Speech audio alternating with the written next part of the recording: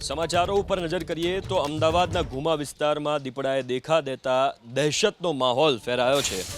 ગુમામાં દીપડાએ દેખા દેતા અનેક વિસ્તારમાં ભયનો માહોલ છે। ગુમામાં દીપડા મુદ્દે વન વિભાગના અધિકારીઓએ મોટો દાવો કર્યો। કાંકરિયા ઝૂના ડાયરેક્ટર અને ડીસીએફનો દીપડા મુદ્દે મોટો દાવો। દીપડો ઘણા સમયથી વસવાટ કરતો હોવાની અધિકારીઓને આશંકા છે। વસવાટ ઘણા સમયથી પણ દીપડો આજે સીસીટીવીમાં કેદ થયો હોવાનો દાવો કરવામાં આવ્યો છે। દીપડો દેખાયો નિષ્ઠ સીસીટીવી કેમેરા ને એ બધું છે એના કારણે કદાચ આપણને પહેલી વાર ખ્યાલ આવ્યો હોય અને આટલા જ વિસ્તારની અંદર આજે આજુબાજુના જંગલ વિસ્તાર છે એની અંદર રહેતો હોય એવી શક્યતાઓ છે।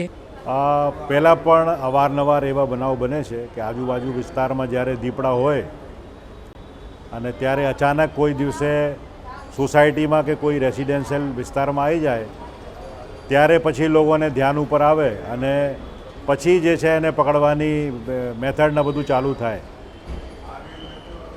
તો ડીસીએફ જે કહે છે એ સાચો પણ હોઈ શકે કેમ કે નજીકમાં જ ફોરેસ્ટ વિસ્તાર છે।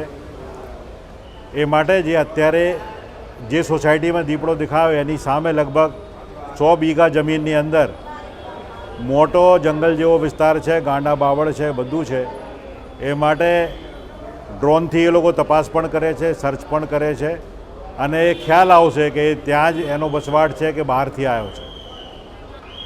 જ્યારે કોઈ પણ શહેરનો વિકાસ થાય એ માટે એમને આગળ વધતા જાય અને એગ્રીકલ્ચર લેન્ડ કે જે ફોરેસ્ટ એરિયા હોય એ સુધી ત્યાં પબ્લિક પહોંચી જાય અને ત્યારે વન્ય પ્રાણીઓ તો પોતાના રીતે ત્યાં રહેતા જ હોય। તે વન્ય પ્રાણીઓ આપણા વિસ્તારમાં નહીં આવે પણ આપણે ત્યાં જઈએ છીએ